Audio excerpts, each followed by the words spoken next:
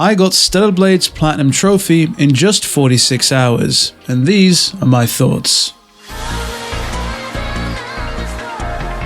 Before I fully dive in, I should probably mention that this video will contain spoilers, so consider yourself warned. As an added bit of context, I've been following stellarblade since it was titled Project Eve. Back when we didn't know what kind of game it would be, just that it would feature a gorgeous protagonist and that the action promised to be fast and frenetic. And it wasn't until the drop of the demo when we really saw just what kind of game stellarblade was. Not necessarily like the DevilNeverCrys or Bayonettas that the trailers would have potentially led us to believe, but more so something akin to a Souls game, with certain game mechanics really pulling in those stark comparisons, with things like camps effectively acting as the equivalent of bonfires, restoring your health, restoring whatever health restorative items that you have, and of course respawning each and every single enemy in any given area. And the comparisons grew deeper still into the combat of the game itself, which, whilst fantastic, is not the free-form, flowing combat mechanics that you'd expect of something, again, like a character action game. That's not to say that the influence of a character action game isn't there, considering that Shift Up, the developers, have specifically stated that games like DMC and Bayonetta are direct inspirations. That's less so the combat and more just the way that the game oozes that particular stylish charm, particularly when you look at things like the animations of Eve herself, where you can tell that a great level of attention to detail has been given. The combat on offer instead is a lot more slow and methodical.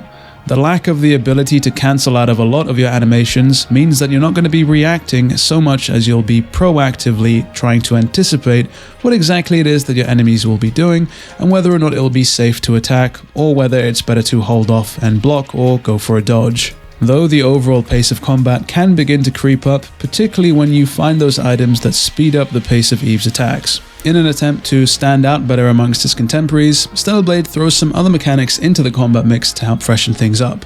The first of which is the shield mechanic, which as the name implies, if you're attacked and your shield is up, the damage you take is mitigated and vice versa for the enemies. If I'm being entirely honest, this mechanic was something that I paid almost no attention to whatsoever. It's a mechanic that you somewhat have to pay attention to when you're facing off against bosses, but is largely forgettable. The other main mechanic is balance. Each enemy and boss has their own set amount of balance, and by performing perfect parries, you are able to whittle away this balance before you're able to use a context-sensitive attack on them that does a large amount of damage. In theory, this sounds like a great mechanic, but ultimately, just like shields, it very much fell to the wayside. Don't get me wrong, pulling off perfect parries can feel absolutely cathartic, particularly when you pull off a whole streak of them in rapid succession, particularly against some of the later endgame bosses.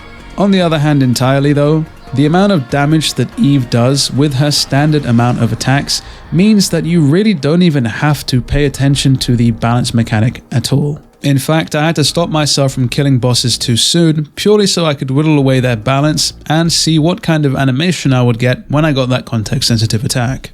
Considering the huge focus on perfect parrying, a lot of people tend to compare this game to Sekiro, but I think where this game ultimately triumphs is the fact that, again, your standard attacks do a lot of damage. In Sekiro, the majority of the time, you had to depend on parrying because your standard attacks, particularly against a lot of the bosses, did absolutely no damage whatsoever, leading to things in that game feeling entirely frustrating, where here you just simply feel as though you're overpowered. At this point, I've talked at length about the game's combat, and that's purely because it's one of its defining features, and one of the reasons that people love this game so much, and to be honest, one of the reasons why I actually pushed through and managed to get the platinum, because if that standard gameplay loop wasn't interesting, or wasn't engaging, there'd be no way in hell that I would have gone for that platinum trophy. Rounding off the combat, the game is an action RPG, there is experience accrued whenever you defeat enemies, and that experience can then be used on points to effectively upgrade Eve in a multitude of different ways in a lot of different skill trees. Though I feel most of the stat boosts and whatnot are purely fluff, and if you wanted to, you could get through the game purely on action game skill and merit alone. Moving away from combat entirely, of course, you're not going to be spending all of the game in combat. A lot of the game also involves exploration. I think some of the highlights of the game in particular tend to be those linear levels, more so than the open worlds, which at first seem quite cool until you realize that there's not all too much to do in them, and that a lot of the side quests that you tend to get most of the time are fetch quests which add small pieces of lore here and there, which if you're into the world building, then that can definitely add to that. but ultimately there's nothing that will tangibly make a difference or a huge impact to the way that you play the game. One thing I can appreciate about the game's design, however, is the amount of secrets and unlockables that you can find. Collectible cans that lead into an exclusive outfit, permanent stat buffs for your health or for your beta bar, upgrade materials, hidden chests, and of course the highly coveted outfits themselves. They all served as a reason to organically go off the beaten path and go see what lies beyond. They were all seamlessly woven into the design of the game itself. There were certain areas that looked kind of mysterious that just naturally drew your eye over there to explore them, and there was no map chock full of points of interest that felt like you had to go through a checklist just to tick them off. And can I just say, if there was one point of stellarblade that I wish to take and apply to other games, it would be the unlockable outfits. I know some people might consider it a gimmick, or perhaps consider some of the outfits tasteless, whatever. The fact that there's 40 or so alternative outfits for your main character to wear is absolutely ludicrous, and is something that a lot of games back in the day used to do, but no longer do so purely because of budget constraints or because they think people don't care, or more often than not, they typically sell them as DLC. A lot of the mods that people put out on PC, the majority of them tend to be mods for your aesthetics, mods to customize your character, because it's just something that people want and something that people enjoy.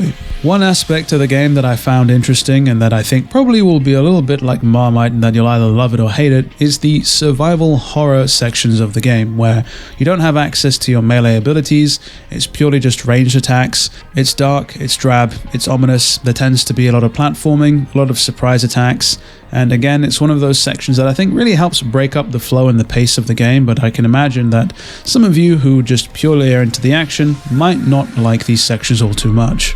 And that also extends to the platforming itself. There were times where the jank in the platforming left me feeling quite frustrated, but again, it served as a way to break up the monotony of going from point A to point B and just whittling your way through the enemies. But again, like a double-edged blade, some of those more interesting platforming sections sometimes led to a lot of frustration, particularly when Eve didn't jump the way that I needed her to. The last 2 points I want to touch upon before moving over to things that I think ultimately hindered the experience are the soundtrack, which I think everybody expected to be fantastic based off of what we got in the demo, and the game pretty much delivers on that. A lot of the boss fight soundtracks stand out as a bit of a highlight. Do they reach the same highs as Nier, for example? For me personally, not necessarily, though I suspect maybe nostalgia might be pulling into that a little bit. But also the game's art design. Dystopian worlds aren't necessarily something all too new, but I think the way that they've handled them here in stellarblade tend to be fantastic. A lot of games tend to sort of peak somewhere in the beginning or the middle and are all downhill, whereas I think some of the more scenic areas you'll see more towards the end of stellarblade really come as a surprise and end up kind of overshadowing some of the things you see in a lot of the earlier parts in the game, which kind of took me for surprise. With that said, however, there are a few things that I think stellarblade missed the mark on. The first of which has to be the story and the characters. Eve herself, if I'm being entirely honest, does not have a single defining trait other than the fact that she is overly naive, and not in an endearing way, might I add. It just comes off as purely bland. And despite what Eve goes through in the story, there's not much of a compelling character arc. The same can be said for Eve's companions, Lily and Adam, where the game doesn't give you all too much of a reason to actually care about these characters. Adam in particular was quite dumbfounding, considering his role in the story. I can imagine they probably wanted that heel turn or that twist to hit with a lot more emphasis, but it ultimately just kind of fell flat. And the story in its entirety was somewhat predictable, at least some of the biggest twists.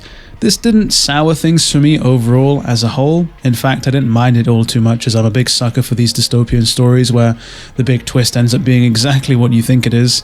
But I can imagine that some people who are expecting some epic odyssey might find it slightly disappointing, especially when a lot of these points have been rehashed in other games.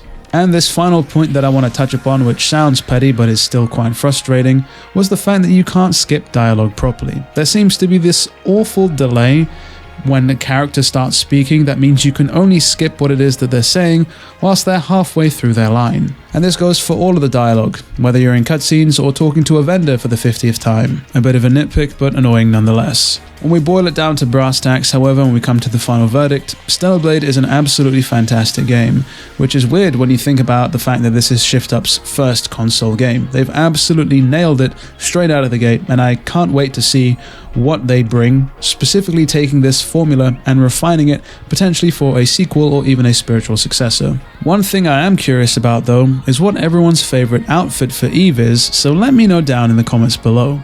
If you enjoyed today's video, found this review helpful, or you just want to see more Stellar Blade in general, then definitely leave a like and subscribe, as there is more Stellar Blade on the way. With all that said and done, it has been me, DevilNeverCry. I'd like to thank all of you for watching, and as always, I'll see you all next video.